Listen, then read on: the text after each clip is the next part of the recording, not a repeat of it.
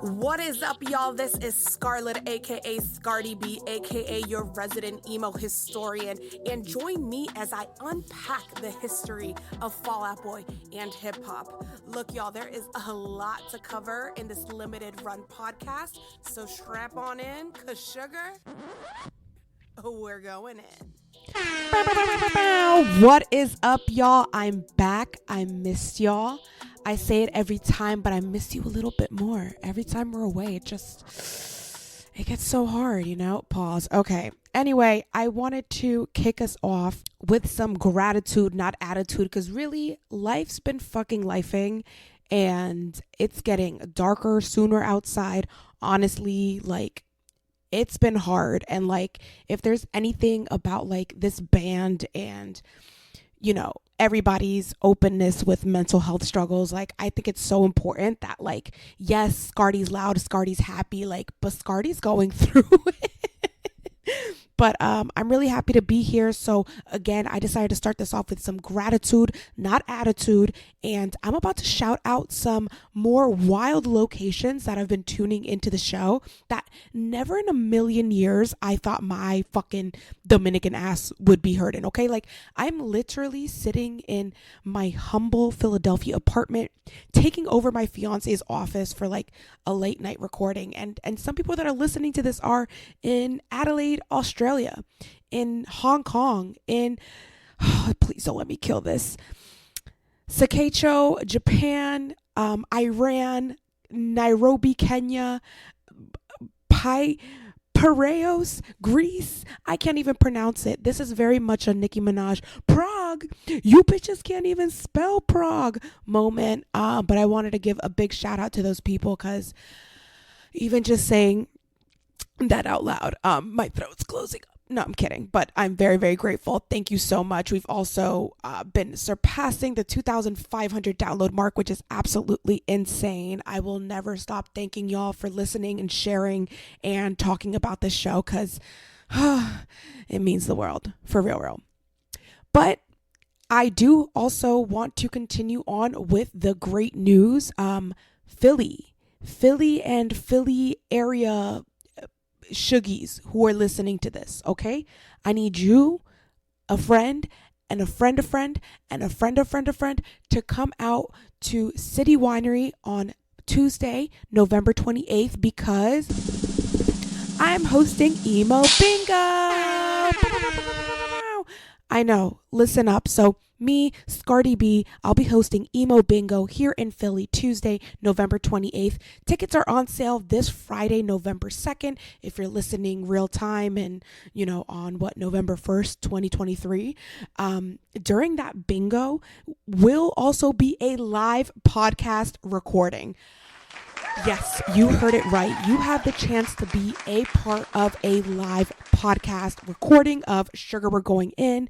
It's going to be amazing, because I've got Chris Payne, author of Where Are Your Boys Tonight, in for an interview. So he's going to be coming and talking to me about all these iconic interviews that are in that book. And if you haven't read that book, what are you waiting for? It is your emo Bible. As a recovering emo, as an elder emo, you need to read it front to back, up and down, upside down, because not only is it a really great read, it's really informative, and I cite it a ton in this podcast.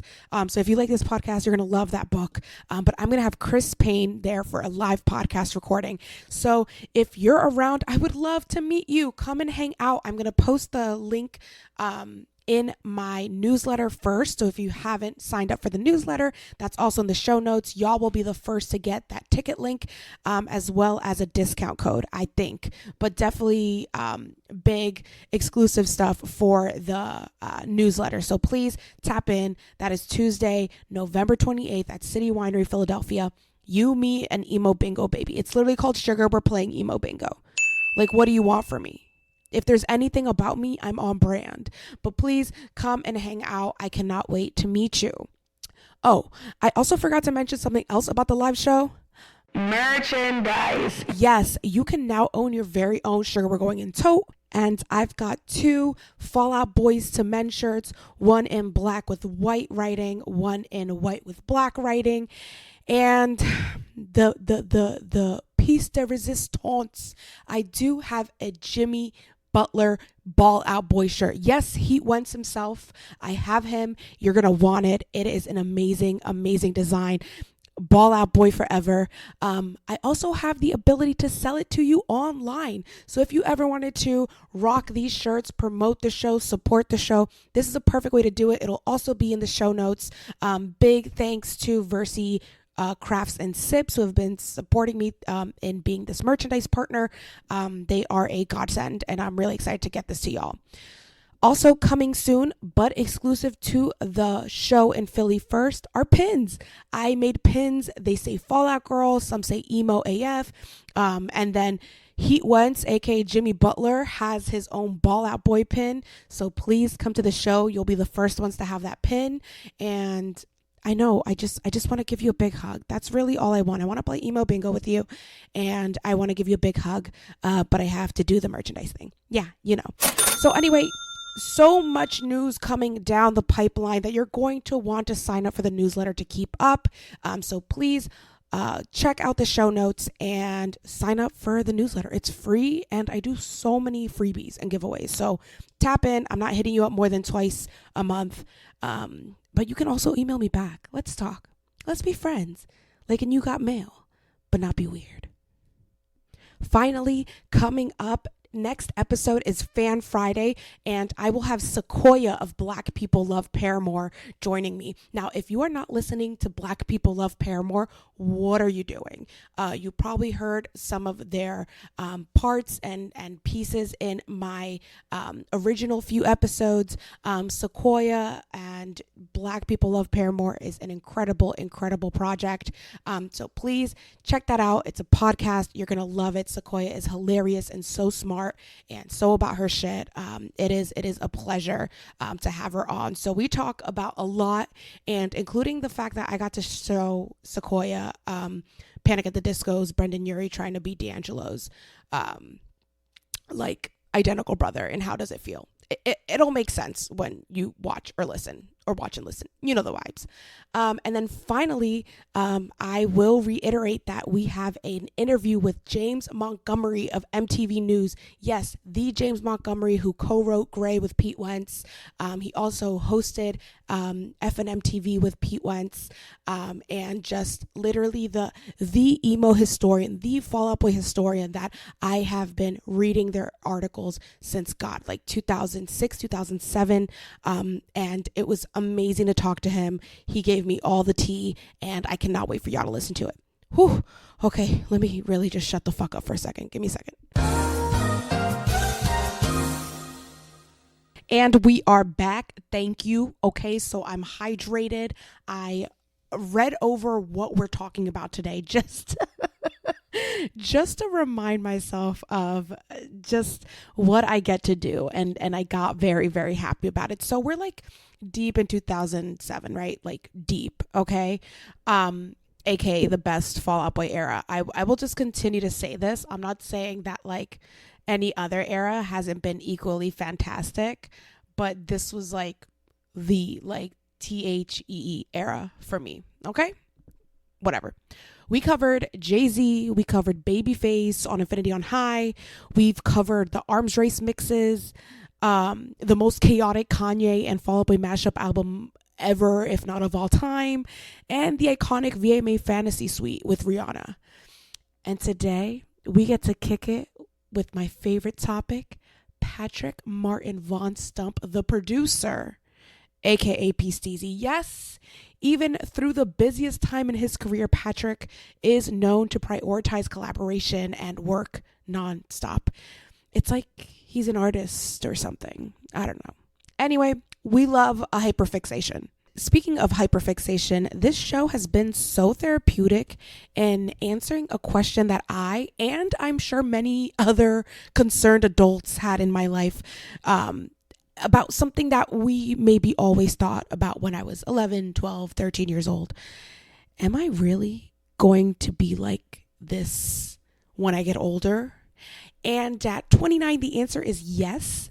And the therapeutic part is finally getting to use all the information of watching hours and hours and hours of vlogs during my summer break, everything from Friends or Enemies to TAI TV, and if you know, Cobra Cam, and wild. But we are about to talk about Cobra motherfucking Starship.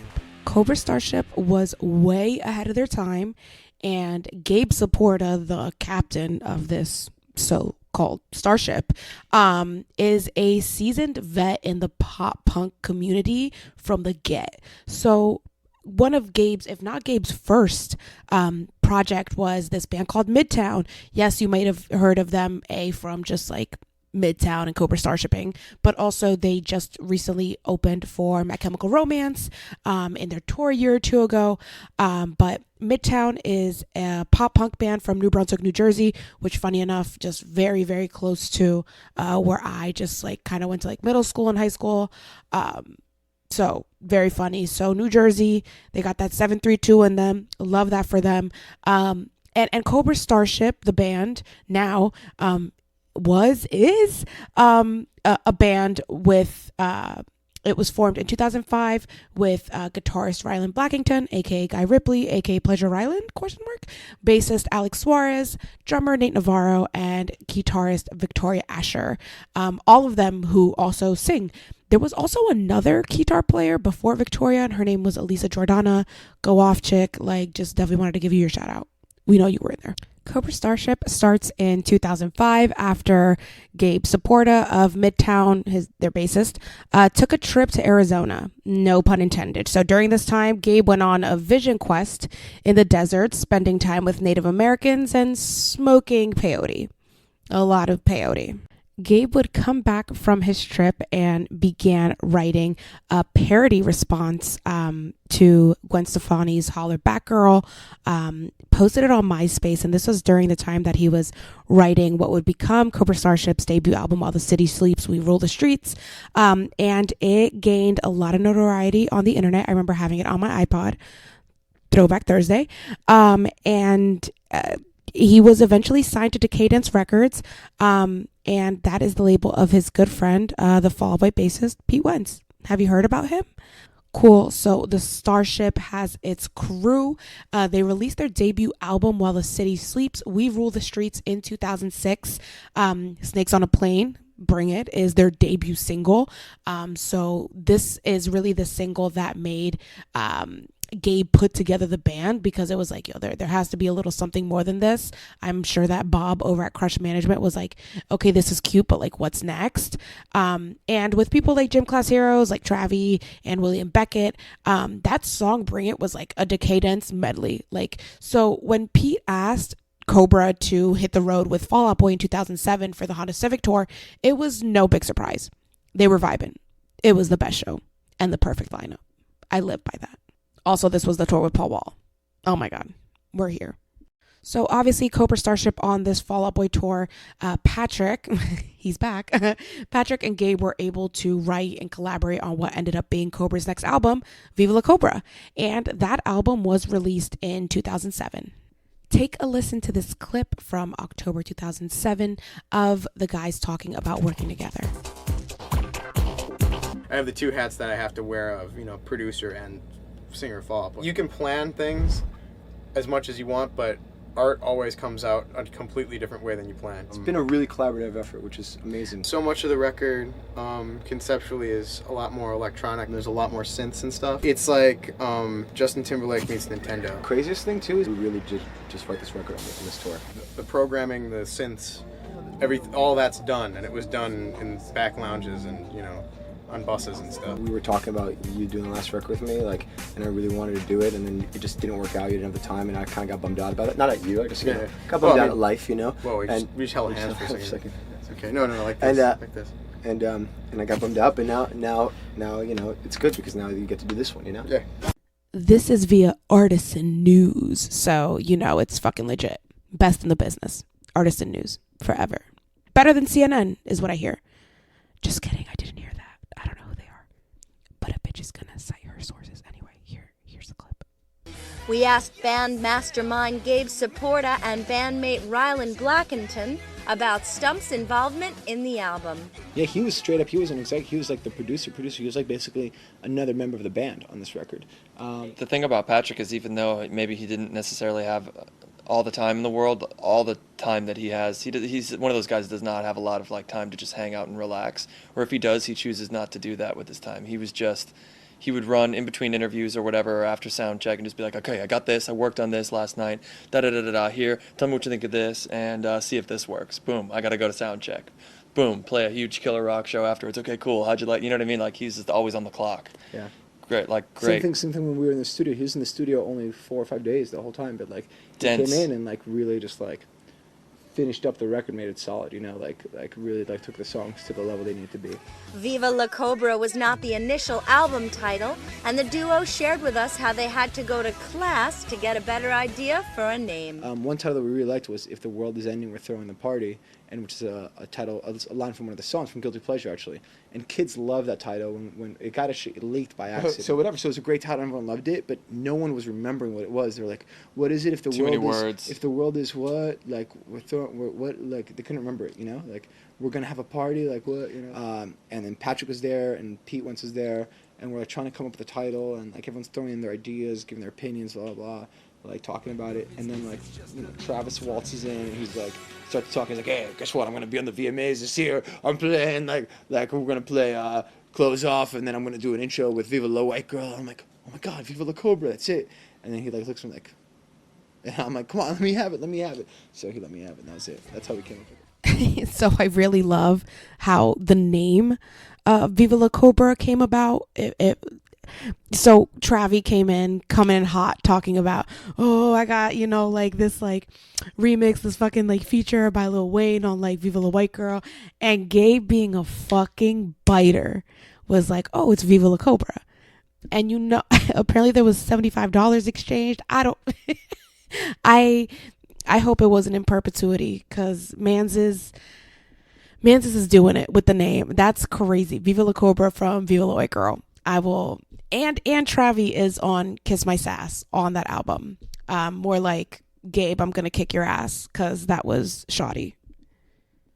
So from buses to tour stops to sound checks to everything in between, this team of people, Cobra, I know the entirety of the band is extremely collaborative, but just like going from wanting to work together in 2006 on While the City Sleeps to Viva La Cobra, like they had a lot to make up.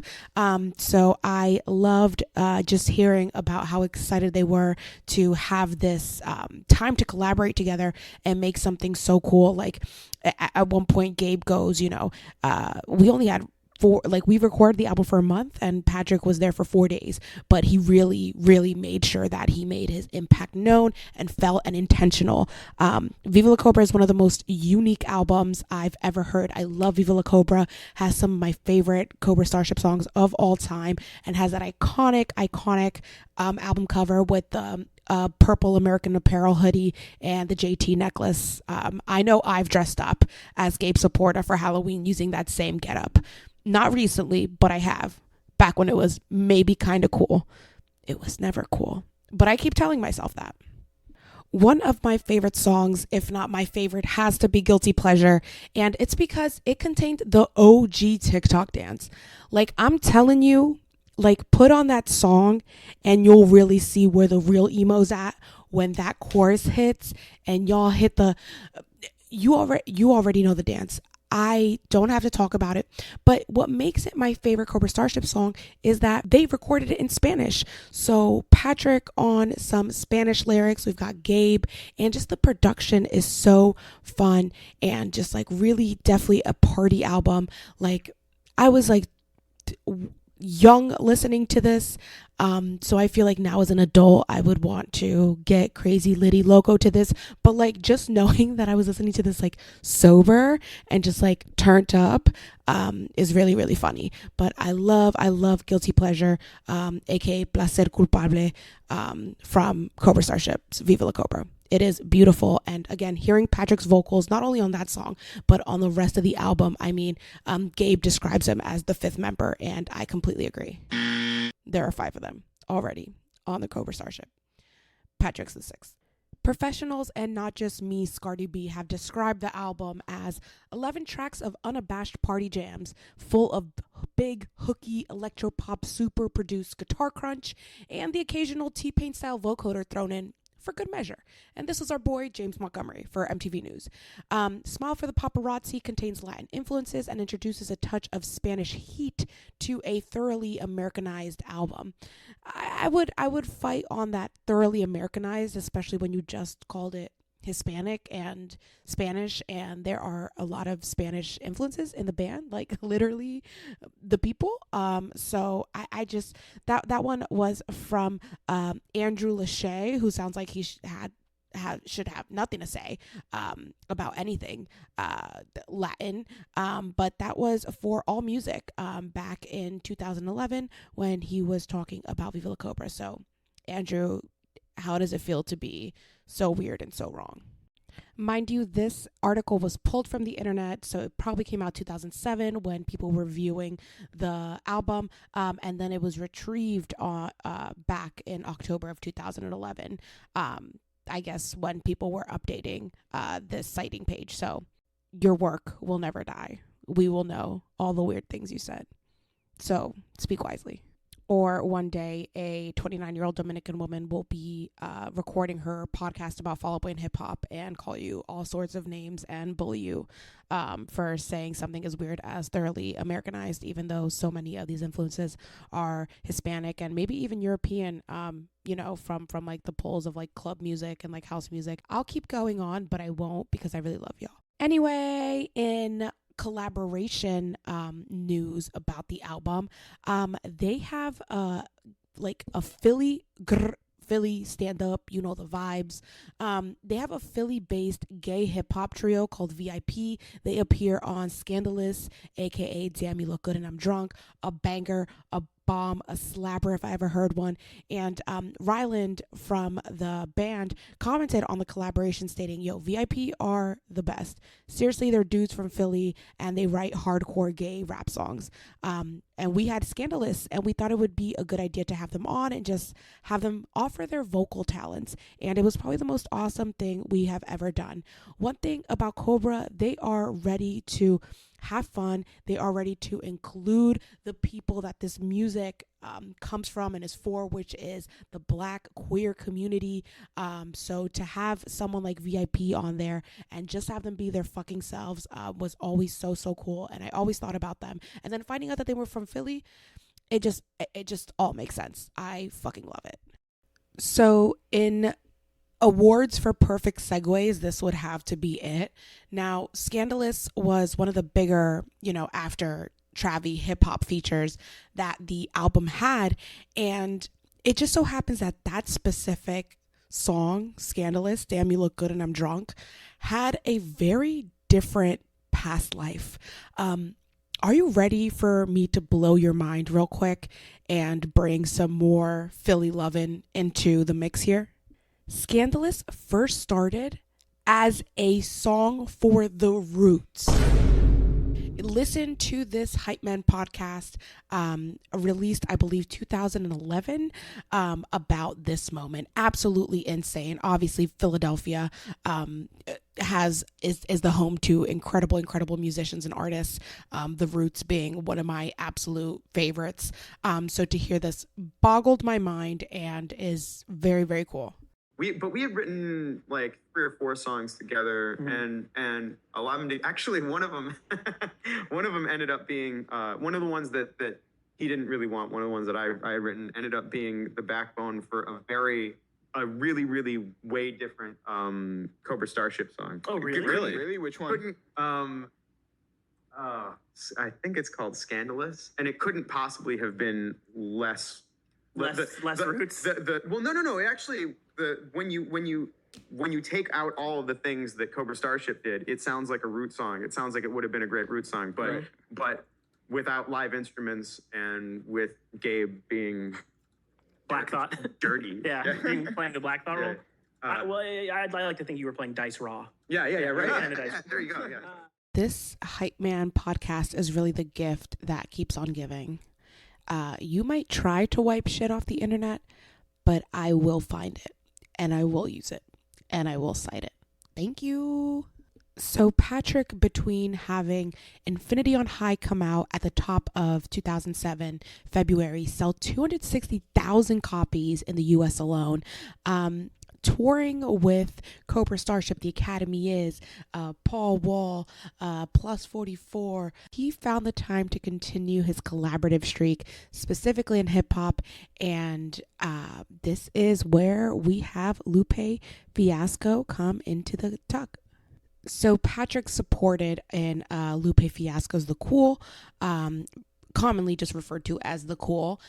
It is Lupe's second studio album, and it was released in December of 2007. So Infinity on High was February, Cobra Starship, Viva La Cobra was October of 2007, and now December 2007, Patrick did collaborate with Lupe Fiasco. And listen to this clip a little bit about how that came to be. What was it like working with Lupe? Lupe's awesome. You produced the song. Yeah, I produced the song. Actually, Lupe and I go kind of far back together, actually, because he was kind of around the same time that we were getting Joel Santana love. We were I met Lupe, and this was right before Touch the Sky came out. So okay. So and I don't and his first album wasn't out yet, but he had a bunch of mixtapes. This was like 2005. Yeah. So a mutual friend of ours was like, you guys would totally get each other. You guys should totally work on something together. And we met up and we totally got each other. And we did some. We worked on something together around then, but it was a really short kind of mixtape track, and it just never came out anywhere. But he had a really good verse on that too. And then when he went to do The Cool, he hit me up about, he's like, give me something dark. I want something really dark. So I had this whole like gothic choir thing that I had happening. Yeah. And what that one's called? Little Weapon. Right. By the way, I think you're one of the only people who totally gets Lupe. Yeah. Well, it's weird. I mean, but it makes sense because it's like I'm this kind of hip hop by way of jazz kid who happens to be in a pop punk band, right? And he's this kind of skater, almost like punk kid. Yeah, I think he's into anime more than he is hip hop. Yeah, right. and who ended up in hip hop, and it's one of those things where I think I think we gel on that level a little bit. So he always gets the stuff that I'm doing, and I always get the stuff that he's doing. Like pretty early on. So I've only heard the singles from Lasers, and I love all of them. And then I read reviews, and everyone hates the album. Dude, but there are some cuts on that record that are insane. I love the singles. He has this one song, I don't remember the name of it, but he has this verse, and it was like, and it's one of those things where one of the common criticisms of Lupe is that for the savior of intelligent hip hop, because he gets kind of crowned that sometimes. Yeah. People are expecting more of him. He had this one verse where I was like, that's the smartest verse I've heard in years or whatever, but it's a deep cut. I haven't sat with that album long enough, but I heard it once and I was like, I love the Skylar Grey one, the political one. I love the Modest Mouse sample. See, I don't like the Modest Mouse sample. It's actually grown on me. I don't know. I feel like it's me too. I wasn't sure I wasn't sold on the sample immediately. Yeah, he kind of sold it for me, but now I'm kind of into the sample. Lucas Garrison of DJ Booth wrote an article originally on November 4th of 2015 talking about Fall Out Boy's rap fans and collaborations alike, and talked more about this Patrick and Lupe collaboration. Lucas says, to date, Stump's work on Little Weapons is the apex of Fall Out Boy's work within hip hop, not just because Lupe is one of the most respected MCs around, but because of how the song sounds. Little Weapon is exhausting. It's big, it's epic, and that's due to Stump's production. That energy found on nearly every Fall Out Boy record translated perfectly to Little Weapon, a standout off of a well-respected, critically acclaimed hip-hop album, which is The Cool. Now, in 2007, November of 2007, God really did us good because the biblically accurate version of Lupe Fiasco's Superstar was released into the world. What do I mean? The original song has Matthew Santos on the chorus. He's an incredible singer, but doesn't it just always feel like that Patrick would have ate that? Okay, hear me out. So again, November of 2007, Patrick surprised the crowd by coming out during a official performance of Superstar, and it also featured Young Jeezy, T.I., obviously Lupe Fiasco, and then Patrick comes out at the end as a surprise to do the chorus and the hook, and everybody went fucking crazy, including the most touching Pete and Patrick moment that literally, as a grown woman, had me in tears. So you see everybody performing, Patrick runs out on stage, the crowd's going wild, and you see Pete literally stand up in his seat. They're like in a theater, stands on his seat because the man's, 4'3". I'm just kidding. Allegedly. No, not even allegedly. It's a hyperbole. But he stands on his seat and starts applauding him like over his hands. Like he looks like such a proud friend. And it just like, that's like, he was so happy to see Patrick up there and do that. And like, I just remember seeing that moment and just like clutching my chest because it was so perfect, especially knowing that Pete was in like a rocker boot, like his foot was fucked up from something. So for him to be like, I'm getting on this chair for my man was so sweet. But I love that video. I'll post it on the pod's Twitter and Instagram because it is cute. But that is my biblically accurate version of Superstar, is with Patrick Stump on the hook. I don't believe in any other of them. If you do, congratulations, good for you, but not my Superstar, not mine.